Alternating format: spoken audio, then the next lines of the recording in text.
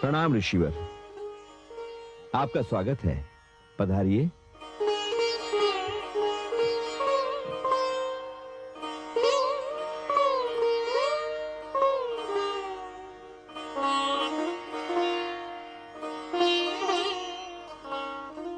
नारायण, प्रणाम देवी।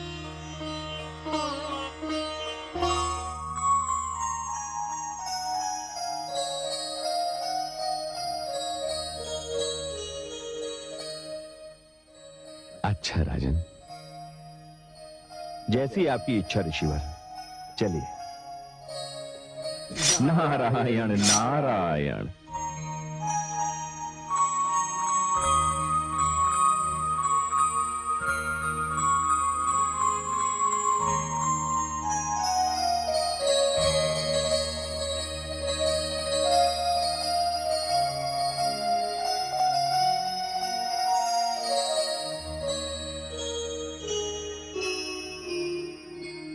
हम धन्य हो गए देवी।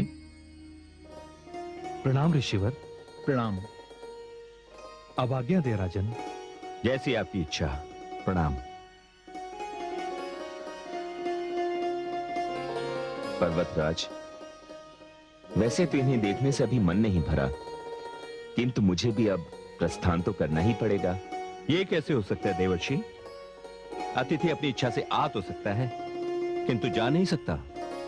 मेरे राज्य में सर्वत्र उत्सव मनाया जाएगा। मेरी पुत्री का नामकरण संस्कार होगा। आपको मेरी विनती स्वीकार कर रुकना ही होगा देवर्षि। जैसी देवी भवानी की इच्छा। मुझे भी देखना है, मुझे भी देखना है, देखना है, मुझे भी देखना है। आओ पुत्री, देखो।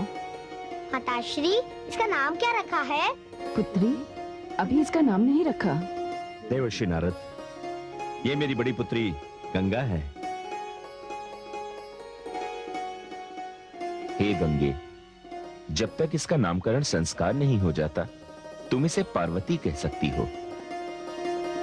ये लो, देवर्षि नारद ने तो उसका नामकरण संस्कार भी कर दिया। पार्वती। आह, कैसा सुंदर नाम है। क्यों न हो, पर्वत की पुत्री पार्वती ही तो कहलाएगी। पार्वती। महाराज की जय हो। महाराज की जय हो। प्रसिद्ध ज्योतिषी महर्षि भृगु के शिष्य आनंद वृद्धि आए हैं। सैनिक, उन्हें अंदर सम्मान पूर्वक बिठाइए। जो आज्ञा महाराज। देवर्षि नारद, मुझे आज्ञा दीजिए। पार्वती आपका नाम है।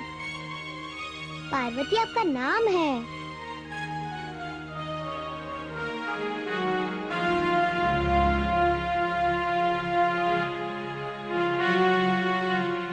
ब्राह्मण देव, प्रणाम स्वीकार कीजिए। आयुष्मान भव राजन, विराजिए। ब्राह्मण देव, आप तो भली भांति जानते हैं कि मेरे घर कन्या रत्न ने जन्म लिया है। मैं अपनी कन्या का भविष्य जानने के लिए अति उत्सुक हूं। शुक्ल पक्ष द्वादशी के दिन ठीक मध्याह्न काल में कन्या ने जन्म लिया है महाराज। बस बस महाराज, मेरे लिए इतना जानना ही पर्याप्त है।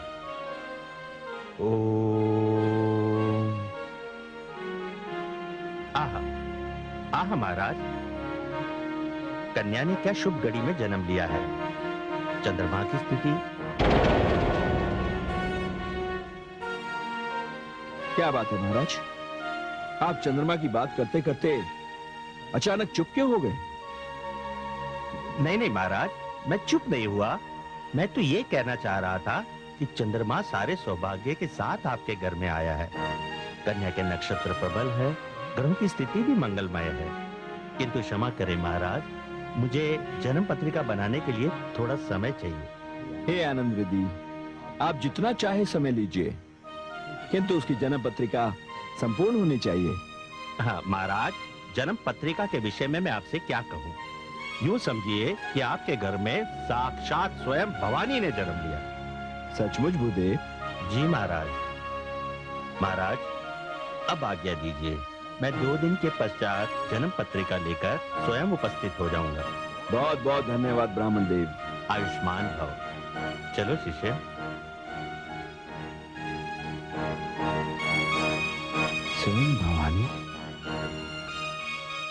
गुरुदेव एक प्रश्न पूछूं? हाँ हाँ पूछो। गुरुदेव, गिरिराज कन्या की जन्म पत्रिका बनाते बनाते आपने रोक क्यों दी? क्योंकि संसार के एक महान प्रतापी असुर के जीवन की डोर इस जन्म पत्रिका से जुड़ी है। अर्थात गुरुदेव, हम वहीं जा रहे हैं शिष्य।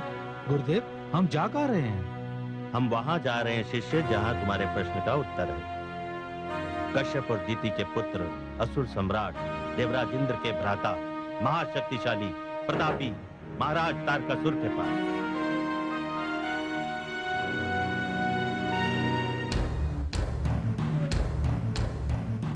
असुर लोक नरेश, महाशक्तिशाली प्रचंड प्रतापी वज्रांग पुत्र महाराज तारकासुर पधार रहे हैं।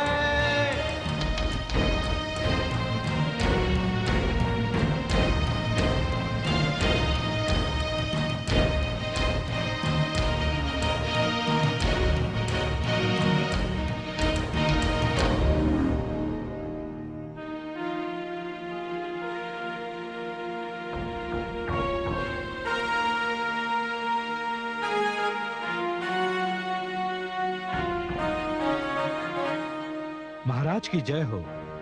एक महान ज्योतिषी भृगु संहिता के महान आचार्य पंडित आनंद वृद्धि आपसे मिलना चाहते हैं। उन्हें सम्मान पूर्वक ले आओ। जो आज्ञा महाराज।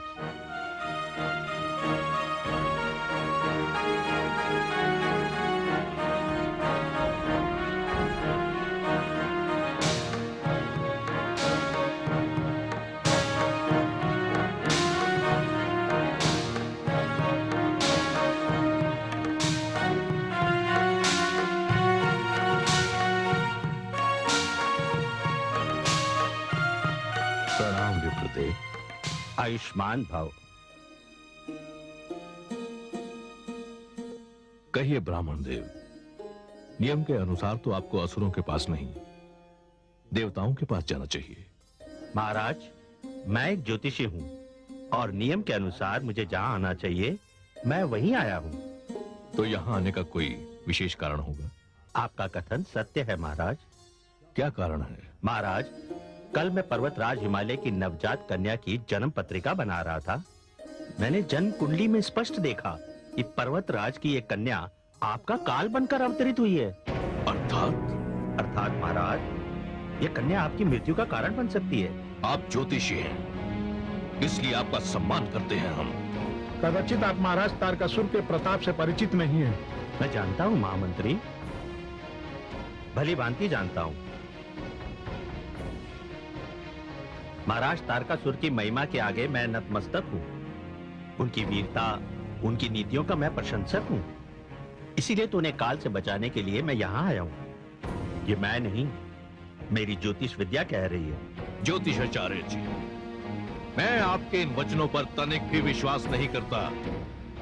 कहते हैं भाग्य को रचने वाला ब्रह्मा होता है, फिर आप ब्रह्मा का लेख कैसे पढ़ सकते हैं जो हर किसी के मस्तक पर किसी अदृश्य भाषा में लिखा होता है? क्षमा कीजिए महाराज, इसी विद्या को तो ज्योतिष विद्या कहते हैं और मुझे अपने ज्ञान पर पूर्ण विश्वास है। किंतु मैं विश्वास नहीं करता।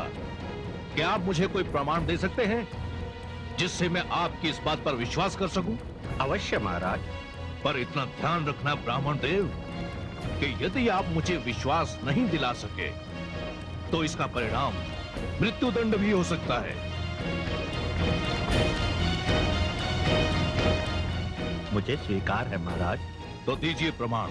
तो सुनिए महाराज, मैं अपने ज्योतिष ज्ञान के आधार पर आपको वो बात बताने जा रहा हूँ जिसे केवल आप जानते हैं और कोई नहीं।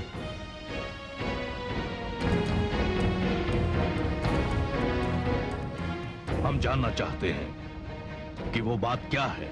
वो बात यह है महाराज कि ब्रह्मा जी ने आपको वरदान दिया था कि आपकी मृत्यु भगवान शिव के पुत्र द्वारा ही होगी और वो पुत्र 7 माह का होगा। क्यों महाराज, मेरी बात सत्य है ना? हाँ ब्राह्मण देवता, ये बिल्कुल सत्य है। आपके प्रति मेरे मुख से जो भी शब्द निकले हैं उसके लिए मैं क्षमा चाहता हूं। आप सचमुच विद्वान हैं, महान ज्योतिषी हैं। आपने जो कुछ भी कहा वो अक्षरशः सत्य है। ब्रह्मा जी ने मुझे यही वरदान दिया है कि शिव का 7 मास का पुत्र ही मुझे मार सकता है। किंतु सारा संसार यह भी जानता है कि सती के आत्मदाह के पश्चात भगवान शिव जिस प्रकार समाधि में लीन है, उन्हें इस स्थिति से बाहर निकालकर फिर से सांसारिक बनाना कठिन ही नहीं, असंभव है। और भगवान शिव के पुत्र तभी होगा ना जब वो पुनः विवाह करेंगे। महाराज, मेरा ज्योतिष ज्ञान ये कहता है कि पर्वतराज की पुत्री पार्वती ही भगवान शिव को इस स्थिति से बाहर लाएगी और उन्हें सांसारिक आकर्षण की प्रेरणा देगी।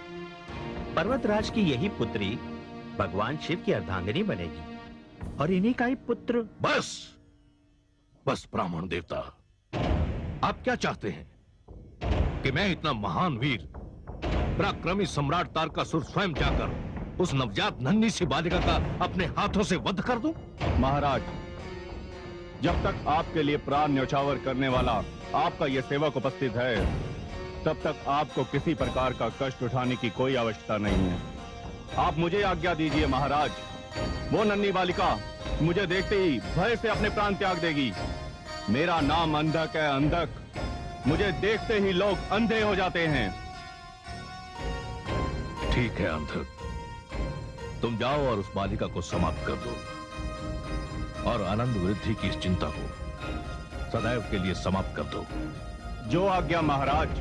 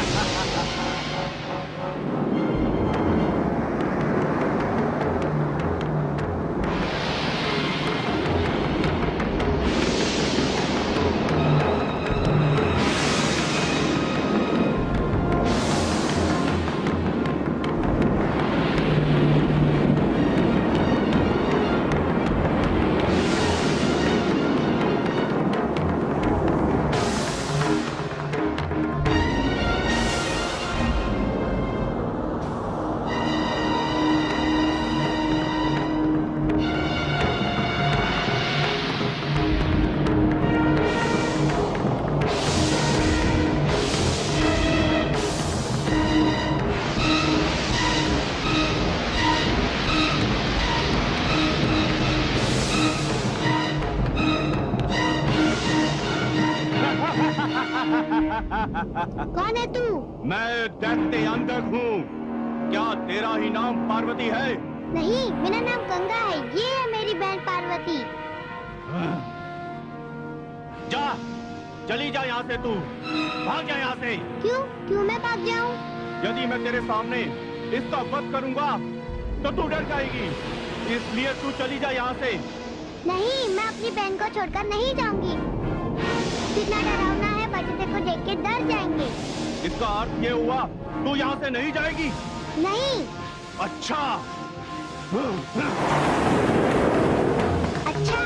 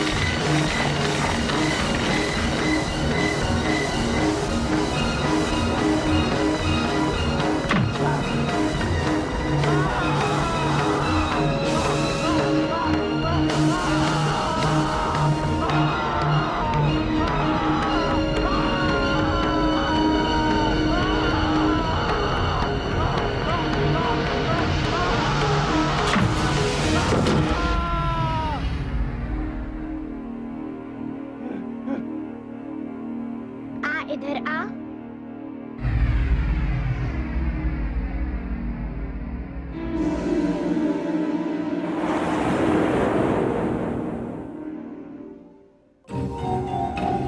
असुर लोक नरेश, महाशक्तिशाली, प्रचंड प्रतापी, वज्रांग पुत्र महाराज तारकासुर पधार रहे हैं।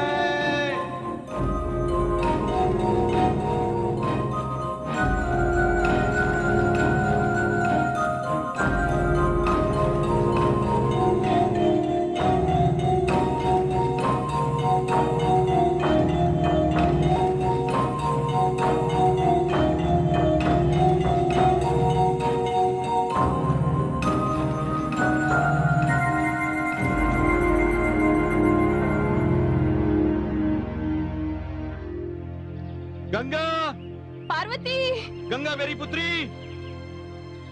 पार्वती। गंगा, गंगा, गंगा मेरी पुत्री, तू ठीक तो है? हाँ पिताश्री, पुत्री, वो राक्षस कहाँ है? वो राक्षस था, वो तो डर के भाग गया। भाग गया? किसके डर से? मेरे डर से पिताश्री। तुम्हारे डर से राक्षस भाग गया? हाँ पिताश्री। आज से मैं अपनी इन दोनों कन्याओं को कभी भी अकेला नहीं छोड़ूंगा। भवन के बाहर इनकी सुरक्षा का उत्तरदायित्व आपका है सेनापति जी। जी महाराज।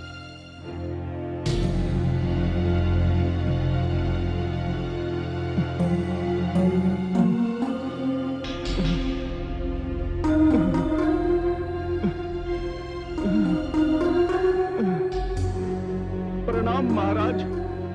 ये क्या हुआ अंधक? उस कन्या का वध करने में तुम्हें इतनी चोटें आई अंधक? नहीं सेनापति जी, उस कन्या तक तो मैं पहुंच ही नहीं सका। क्या? हाँ सेनापति जी, उस कन्या के पालने के पास उसकी बड़ी बहन गंगा खड़ी थी। जब मैं उस कन्या का वध करने आगे बढ़ा तो पहले मुझे गंगा का सामना करना पड़ा और उसने मेरी सारी मायावी शक्तियों को समाप्त कर दिया महाराज। ये तुम क्या कह रहे हो अंधक? हाँ मैं सत्य कह रहा हूँ महाराज। वो मेरी ओर आगे बढ़ी तो ऐसा लगा जैसे कोई महासमुद्र मेरी ओर बढ़ रहा है और उस समुद्र ने मुझे इतनी दूर फेंका कि मैं एक वृक्ष से जा टकराया और आगे की जो दशा है वो आपके सामने है महाराज। नहीं, ये संभव नहीं। अंधक, इस पराजय का विलाप करने से अच्छा था कि यहाँ ना आकर तूने वही आत्महत्या कर ली होती। महाराज नहीं, मैं तो जैसे कायर का महाराज नहीं कहलाना चाहता।